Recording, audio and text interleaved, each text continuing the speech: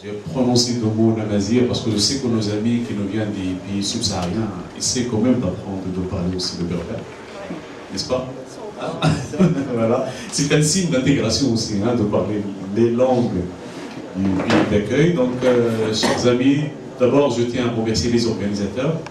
Si on demande à un subsaharien de remplir un questionnaire ou bien un entretien, il dit oui, je suis ici. Et il veut dire que je vais transiter. Il y a effectivement des migrants subsahariens qui annoncent leur objectif dès le départ. Mais d'après l'expérience, donc on a suivi quelques migrants jusqu'à aujourd'hui. Donc leur objectif est de transiter vers l'Europe. C'est la majorité. Mais la minorité, cette minorité veut rester et faire place ici au Maroc. Alors la question du transit, elle est toujours là. Donc le délai de 6 jours, je vais dépasser l'état des... justement pour l'état des lieux de la recherche. Donc il y a les recherches qui s'intéressent à cette question.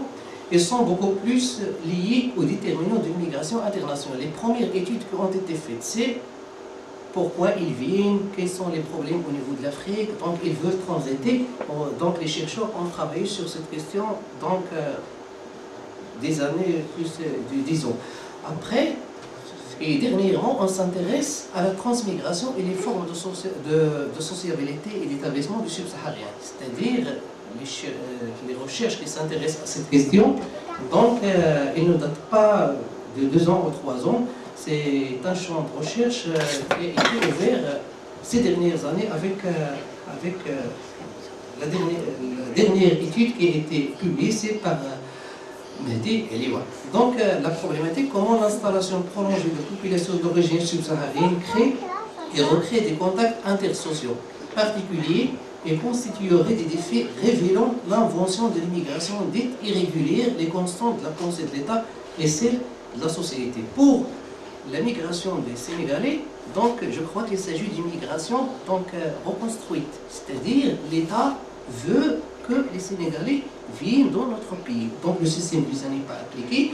Donc il y a un accord d'établissement entre le Maroc et le Sénégal, mais il y a l'encouragement de cette population à venir ici au Maroc. De remercier aussi notre ami Rachid qui a bien présenté l'étude qui est très importante, très enrichissante.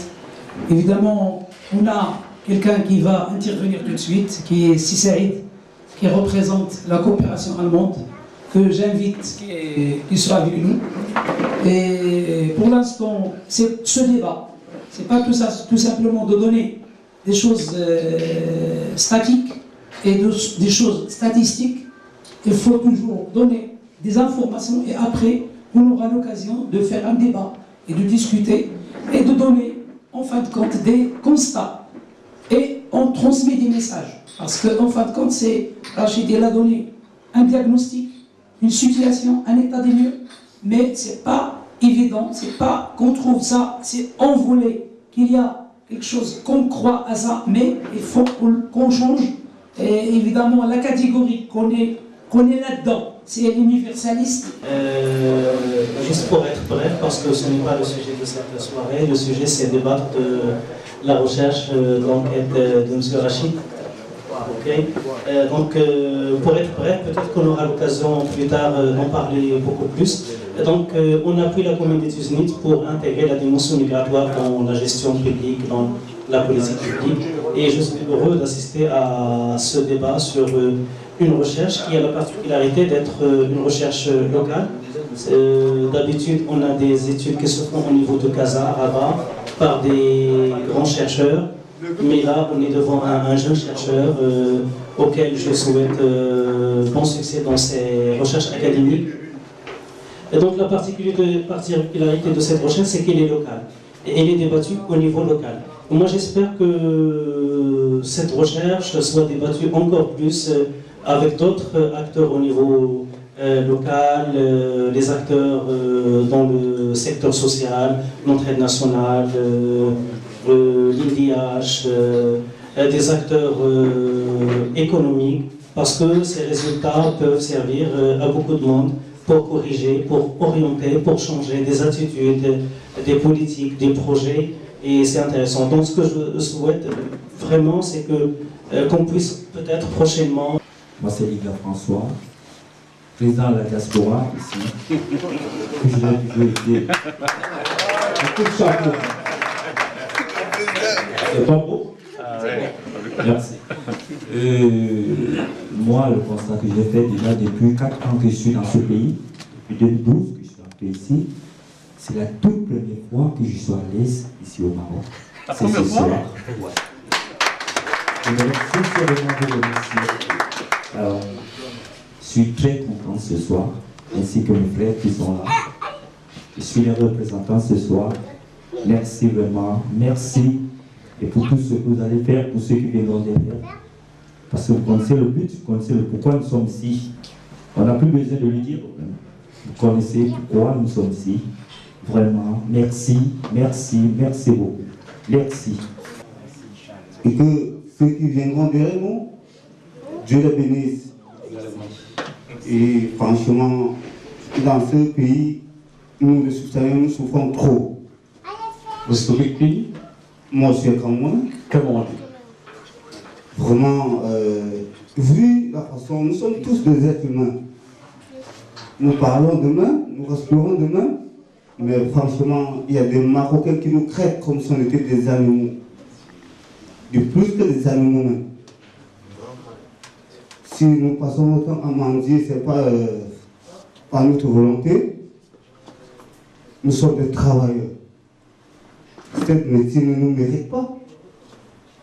Donc, nous, on remet tout entre les mains de Dieu et on croit en lui et il va nous aider de pouvoir continuer notre route un jour ou l'autre. Je vous remercie. Nous, Africains, comme certains Marocains nous appellent Africains, nous également aussi des Africains. Même si la majorité que nous appelons Arabes, Maghrébins, Berbères ou Imazis, vous ne le connaissiez pas, mais nous sommes tous les mêmes. Et en tant que tel, je tiens d'abord à vous féliciter pour votre travail, M. Rachid, parce que déjà, il y a...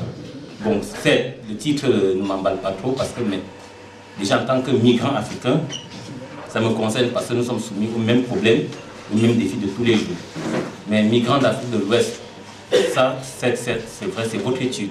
C'est spécialisé, c'est spécifique quoi. Et c'est plus précisé par rapport au pays, donc vous avez pu porter votre étude. Ça c'est bien. Bon, je ne pourrais pas parler du Sénégal parce que je ne suis pas sénégalais. Moi je parlerai comme en tant que migrant d'Afrique.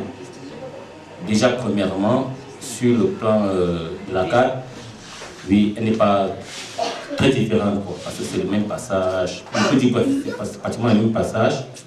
Et de deux, sur le plan de vie également. Mais pour nous, migrants, nous pensons généralement que, bon, que la religion que nous partageons peut-être en commun, l'islam, il pouvait avoir peut-être de la tolérance pour l'arabe marocain à ce niveau.